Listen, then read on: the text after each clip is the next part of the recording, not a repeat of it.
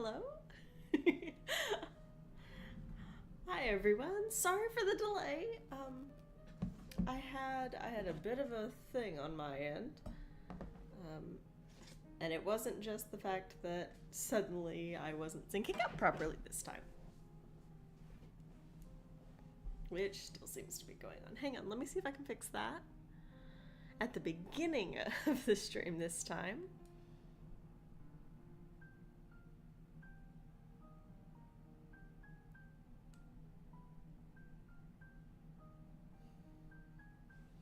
Okay, that looks better. Hi everyone, I hope you had a good day, a good night. We are still in sequel summer, so there may be spoilers for the previous book in this series. Oh, what have I done? For the previous book in this series, I have tangled all my cords. How inconvenient. Hang on a second, guys. I'm gonna untangle some cords.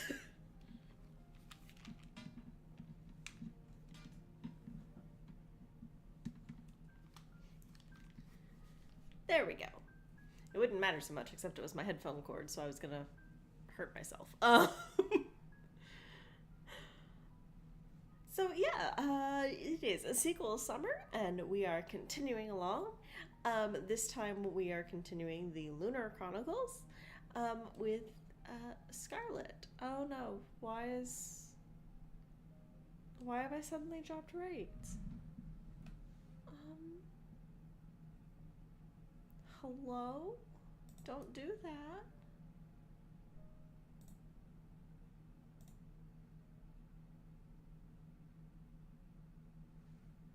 Why is it doing that?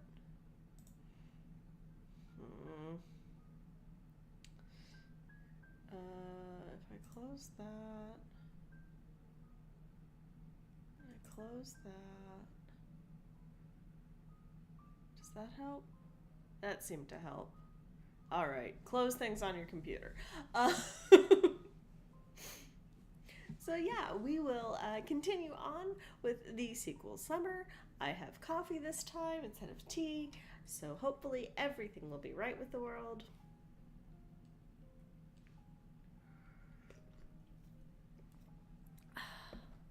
So let's get into Scarlet. As per usual, this is to entertain and inform, and I don't hold the rights to any of the works described. And I hope you enjoy. I will say there will be a fun little extra info in this one that wasn't in Cinder, because I realized as I was making the slides for Scarlet that I was a big silly in Cinder, so we will get to it.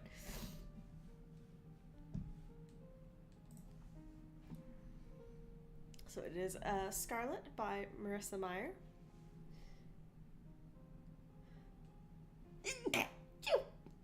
Ow.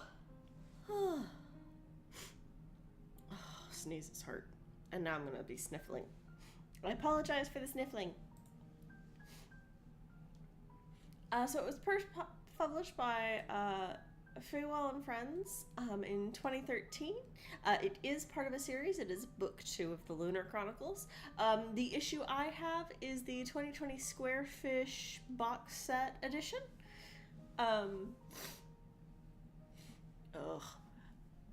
Sneezing. So mine will look a bit different, but this is the original publication.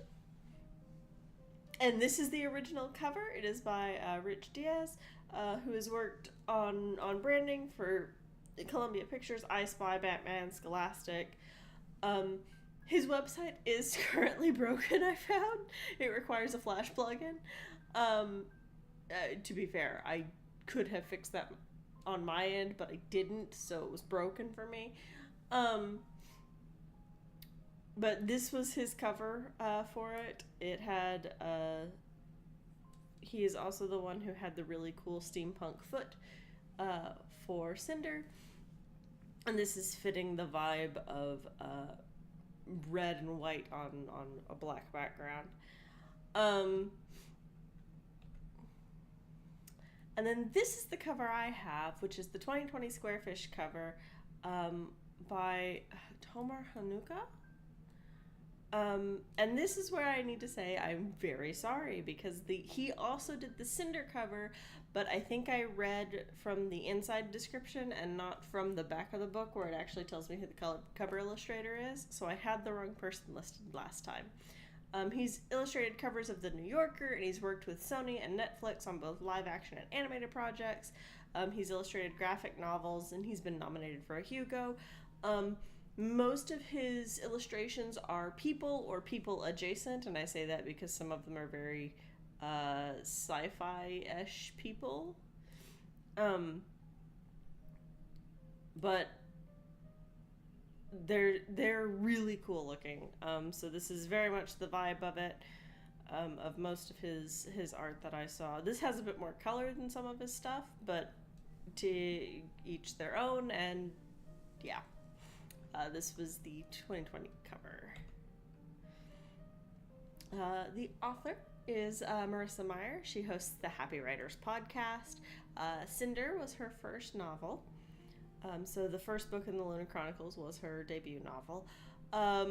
She's been an editor, typesetter, and proofreader, has a bachelor in creative writings and children's lit, and a master's in publishing.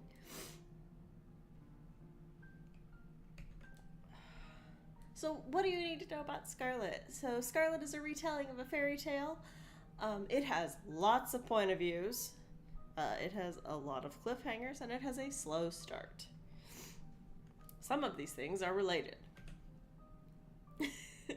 But your main new character is Scarlet Benoit, who loves her grandmother, loves her farm, and has a very strong view of fairness and justice. Her point of view takes place in France, future France, because if you don't remember, this is a futuristic, World War IV happened, and the lunar race exists, and there's a plague that's spreading across the world from the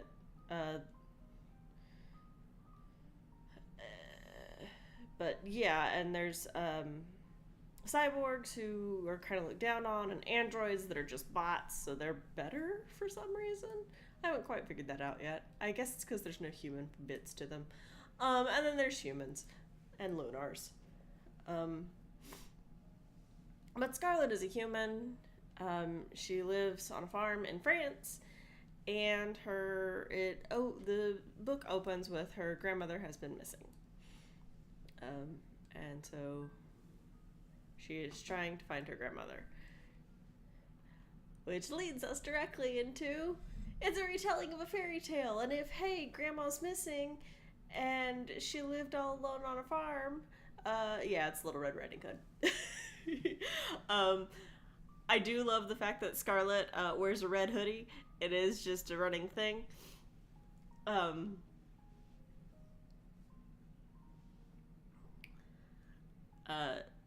The other thing is, this one doesn't really have a big twist. Like, there is a twist at the end, but it doesn't feel like a twist.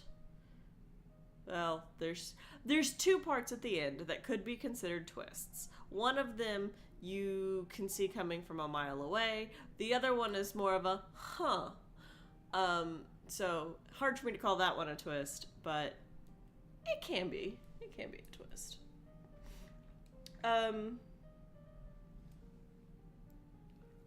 So it's a retelling of Little Red Riding Hood. You do, in fact, have a character named Wolf.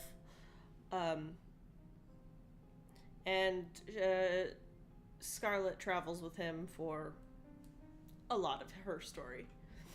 And the reason I keep saying her story is this has a bunch of point of views. We went from having two, a primary and a secondary, in the form of Cinder and Prince Kai, I believe? Hang on. What was the handsome prince's name?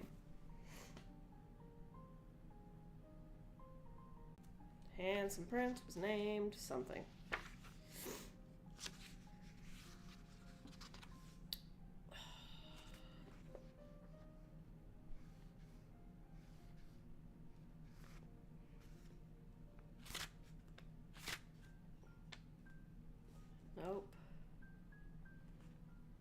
Yes, Kai. So it went from being just Cinder and Kai to now it's Cinder and Kai and Scarlet and Thorn. And yes, Thorn only gets like 2 chapters and they're very short. It's like 4 pages total, I think. But the jumps are a lot. And they're inconvenient in a weird way, which leads into the next point, which is there's cliffhangers. Because of the multiple points of view, the cliffhangers are chapter endings rather than like at the ends of big sections, I should say. Because like the chapters aren't super long, but you'll get like really hard cliffhangers, and they're not fun cliffhangers because it goes from a point of high action to like something that's not high action. And part of the reason I think it's functioning that way, and I realized this only in like the last third of the book where I finally felt like the ball was rolling and I was totally on board with everything, is the fact that the story is told chronologically no matter who it's told through.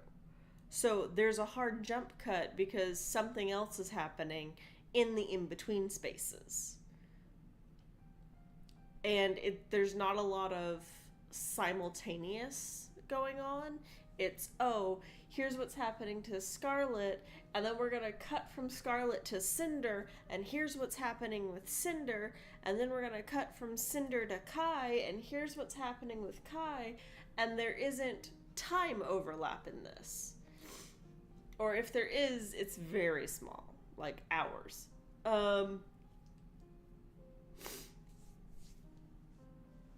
Because I think this entire book is like a week, maybe.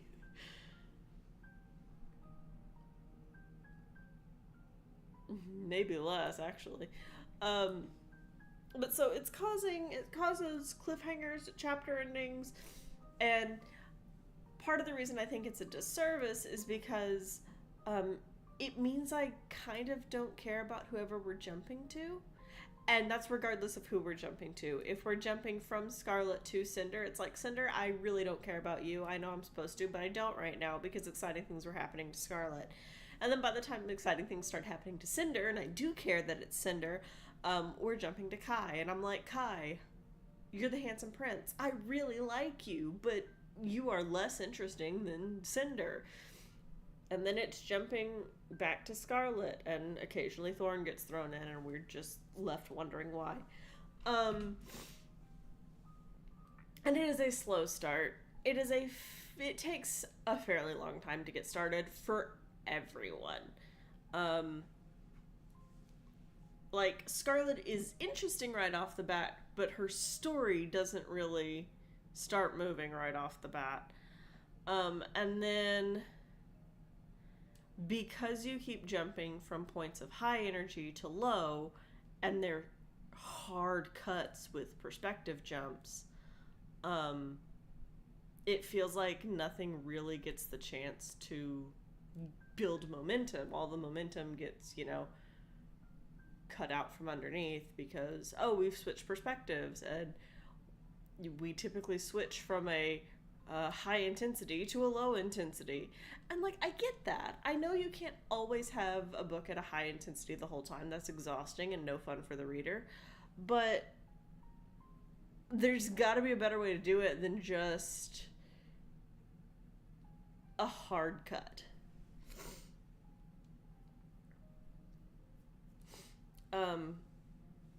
I will say that this book is...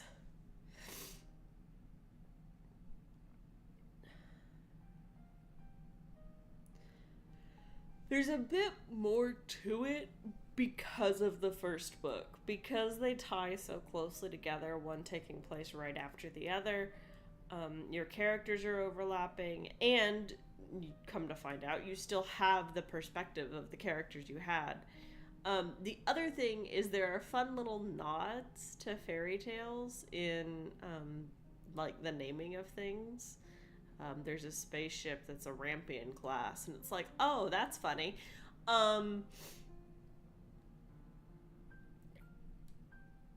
And so you've got these little things that happen, and then you've got characters that showed up in Cinder that occasionally will show up again. And some of it is I have to remember who were you and why were you important, and do I actually like you? And it's like, no. Typically the answer was no, I didn't like you, but you were important. Um, it's like I've blocked all the unpleasant characters from my mind. Except the Lunar Queen.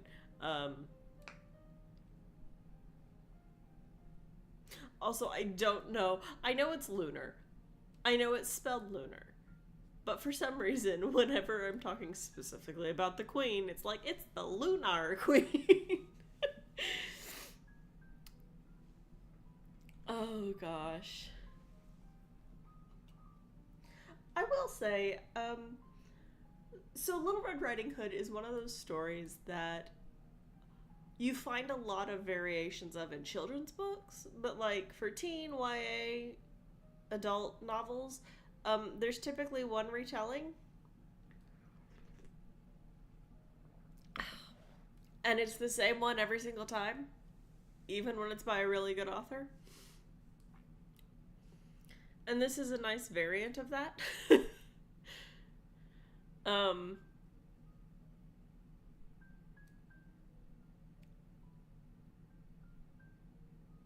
So if you've read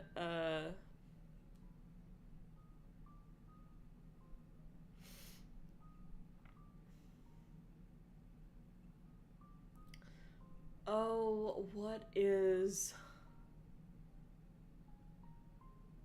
not Shiver. Which one is it? There's a Thousand Kingdoms story that's Little Red Riding Hood as the main story. Hang on. Now I gotta look this up. I've done it to myself again. I've frustrated myself. Thousand Kingdoms, Little Red Riding Hood novel.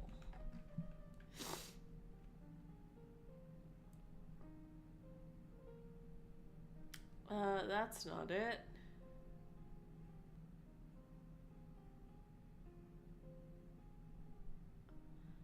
Okay.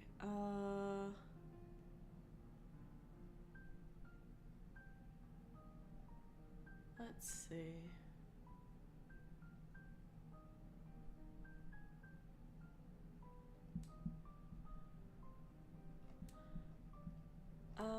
Hang on. I've got to find it now. Thousand Kingdoms. Was it not a Thousand Kingdoms novel? Was it a fairy godmother novel? Who wrote those? Mercedes Lackey? Mercedes Lackey. Red Riding Hood.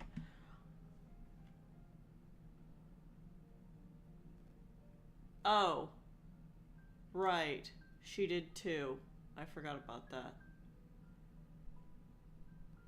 But this one's a Thousand Kingdoms, isn't it? Hang on, guys. Welcome to Frustrating Myself 101.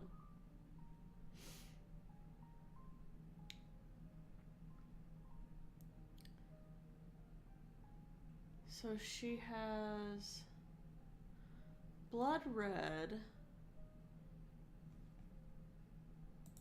which appears to be the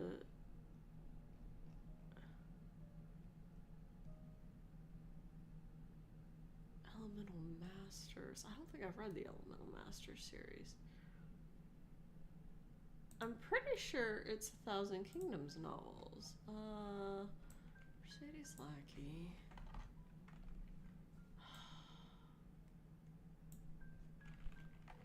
I swear. It's a combination, and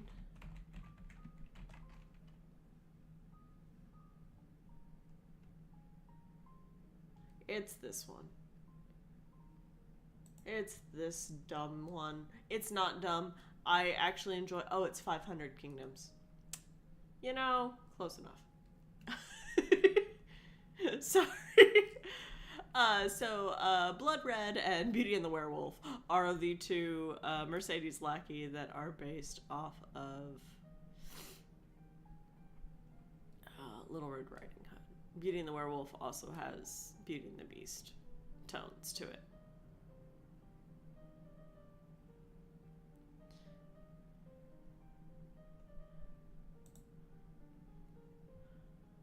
I love how this is like, hey, are you looking for this book? No, I'm not looking for that one. But now I've fallen down a rabbit hole. This is what happens when I look things up. When I didn't think of these things when I was making my notes. So it occurs to me live. And then I'm like, wait, I need to look this up. Let's see.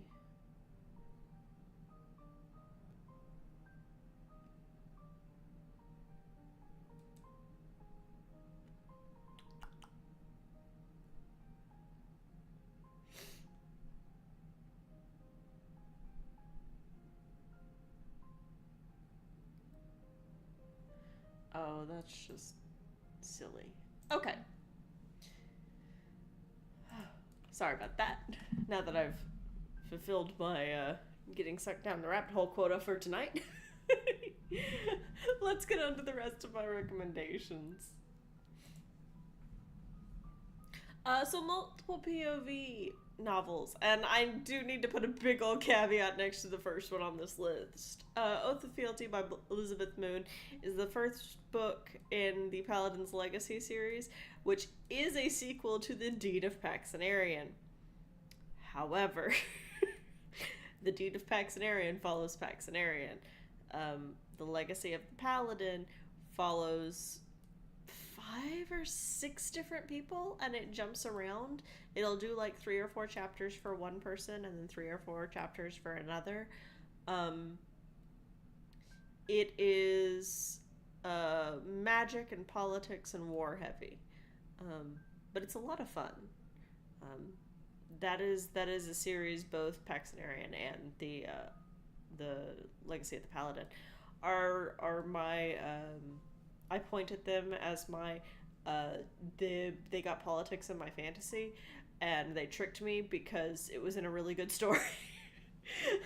They lured me into the good story, and then they had fantasy politics. The Raven Boys by Maggie Stiefvater is a multiple point of view. It doesn't have as many as Oath of Fealty or even Scarlet, so it is a much more manageable number of points of view. The Night Circus has 3. I was talking to someone about this today, and we were trying to remember who the third one was, and it's like, oh no, there are 3 perspectives in this, by Erin Morgenstern. It's a lot of fun.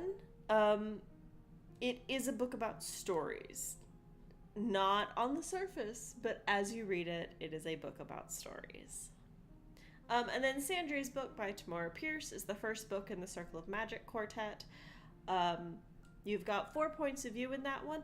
They do switch by chapter. It's not abrupt because, especially in this first book, they're all in the same place. So it's more of a sliding from one that sounds really weird, but it's going from one person's brain to another, but since they're all in the same place, it doesn't feel like you've jumped and missed something. It's just, hey, here's a different perspective, and what's going next, and it might like backtrack a couple of like sentences almost. And then for Slow Start, Deed of Paxenarian by Elizabeth Moon, the one I mentioned earlier, it's here too. It starts very slowly. It gets good very quickly, but be prepared for a lot of traveling and a fair bit of world building. And I find it enjoyable and entertaining, but I would be the first one to tell you it is a slow start. The Book of 3 by Lloyd Alexander. This is the Chronicles of Pydron? I think all of these books have a slow start, even the ones that I love the most, like Children of Lear. Um, but it is a slow start. It is a children's book. It does become a lovely adventure and romp. Um, and I don't think the Horned King shows up in the Book of Three. Spoiler alert, if you've seen The Black Cauldron, this is the first book in that series. So before that Nightmare Fuel, there was the Book of Three. Castaways of the Flying Dutchman by Brian Jacques is one of those books that starts off seemingly exciting for like the prologue chapter and then immediately drops all of its momentum. So I'm putting it in the slow start because that first hook chapter is a big ol' lie. You lose all momentum in that story. It is very good, though. It is about a boy and a dog who are on the Flying Dutchman and who share in the curse with the rest of the crew of the Flying Dutchman of immortality. And they don't really want to be there, and they're not evil, so they don't want to be cursed. In a storm, they get thrown overboard, or they jump overboard. You know, it's open to interpretation. They jump. Although they did think they were going to die, so... and then A Wizard of Earthsea by Ursula K. Le Guin is a fantastic book, but no one could accuse it of being quick. The entire series starts slowly, and by that I mean every book in this series starts slowly, and it doesn't really pick up. This is not a case of a snowball. This is just a very slow slog through like ankle deep mud. But hoo boy, is the journey worth it. If you can get through A Wizard of Earthsea, you can get through any book in the series. I will admit, I find the most difficult book to read Tahanu because it feels the slowest. Because a lot of the characters that you're like, I like these characters, they're only tangentially present at the beginning of Tahanu. And you're like, you know what helped the other books move? These characters.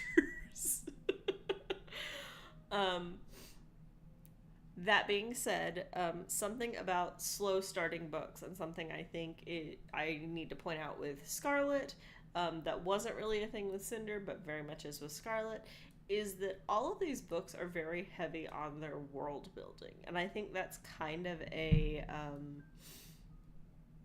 hallmark for slow starting books, whether they're children's books or YA or adult. If the emphasis is on the world building, they're going to be slower. And there's nothing wrong with that. It is an observation. The Chronicles of Pyadron, the first book is way slower than the others. But it gets breakneck. It is a funny series. You will laugh, you will cry, you'll swear never to read the last book again because it made you cry too much. Even though that's the one that won awards. Castaways of the Flying Dutchman, it's less about building the world and more about building the legend of the Flying Dutchman and what exactly that curse is and what that means and how that interacts with people. And because it is a curse of immortality, what does that mean for people? And especially when the people who are actually cursed figure out that that's what their curse is, how do they interact with the world? Do they interact with the world? Do they separate themselves? It's kind of like the vampire question without vampires. And like, they don't have to eat people. So like, they've got that going for them. And then Wizard of Earthsea, the world is the point. Like, the plot line is good, the characters are wonderful, the world is the point. And for the Deed of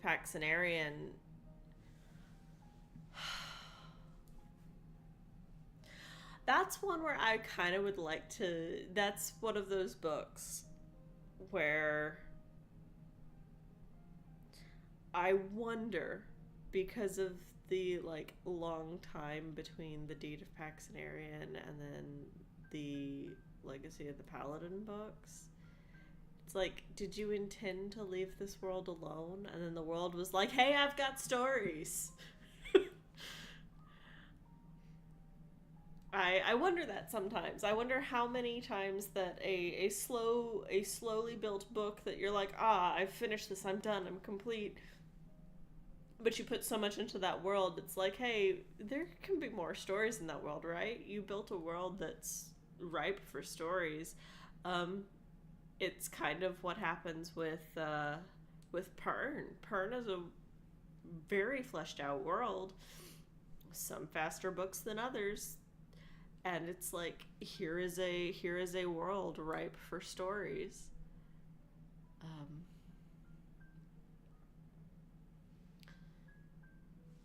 And I think that's probably a good thing.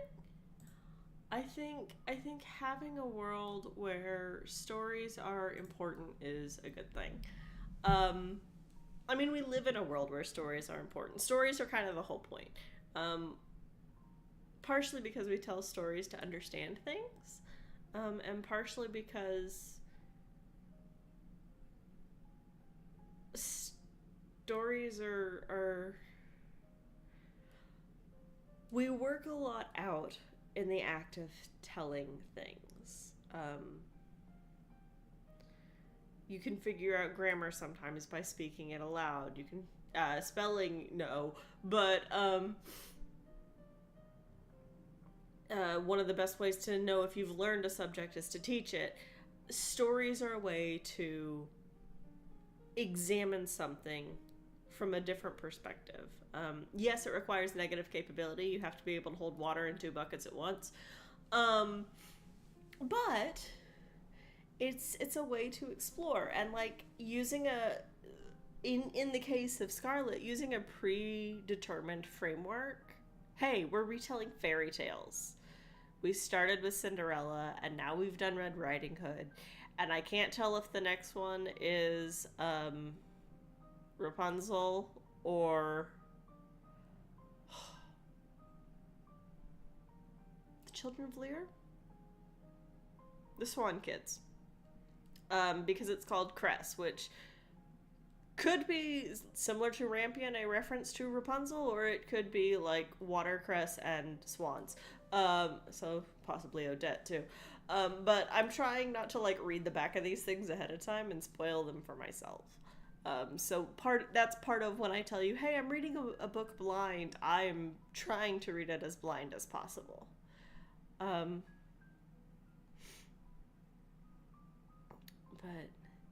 yeah, I think using a familiar framework to tell a new story, or telling an old story in an unfamiliar way, is perfectly fine. It's why we have so many retellings. I will say I found it a little ironic. I was complaining about this. That where is it?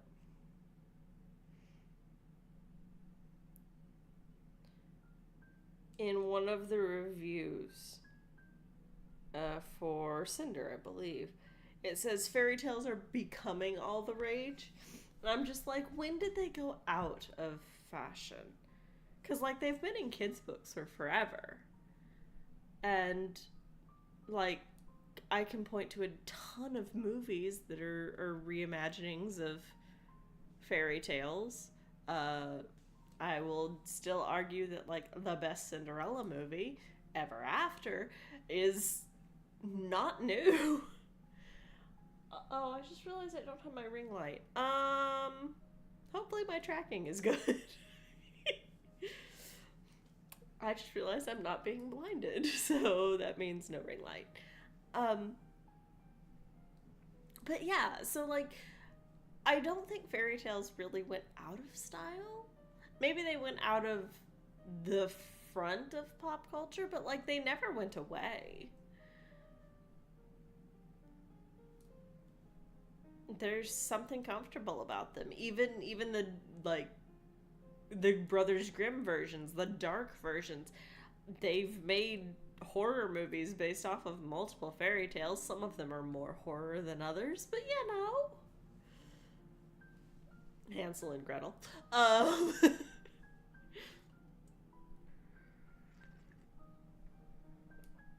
That's the point, though. They're new stories told on old frameworks. And even if they're the most cliche stories told on old frameworks, they're different. There's nothing wrong with that. I do find it funny that I'm saying that because I don't like Avatar. Because I just think it's, Blue Fern Gully Pocahontas. But some people like it. And maybe those people have never seen Fern Gully and Pocahontas and Dances with Wolves. That's a possibility. And I guess that's part of it too, is we retell stories for the next generation. So the stories I grew up with, the exact versions of the stories I grew up with, may not be popular. So someone will write, someone my age would write a story, remembering that older story for the younger generation, and it would be different.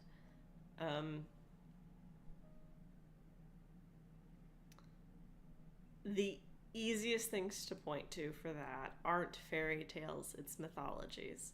It's look at the Percy Jacksons. Look at anything that involves mythology, and reimaginings of mythology. The Princesses of Myth books. Anything about Helen of Troy. We retell these stories for another generation, and we tell them differently, and we focus on different things, and some of them are a feminist retelling, and some of them are told from the point of view of a kid. And how would that be different? How would that be hard?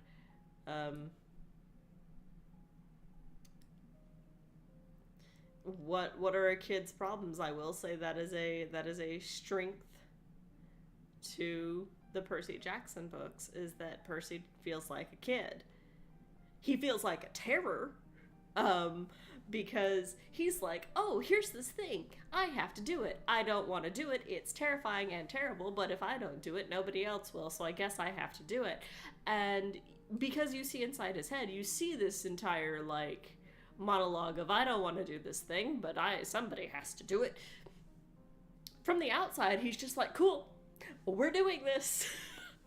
And, like, jumping into rivers.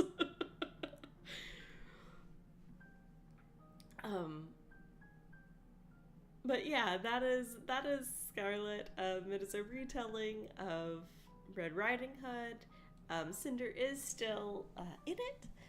She is still important. She is still a princess. But yeah, hopefully you all have a good night. And next time we will be doing Royal Assassin. You want to talk about books that start slow? Robin Hobb. They start slow. They're good, but I was hoping the second book in the series would start faster. I hope everyone has a good night, and I will see you in 2 weeks.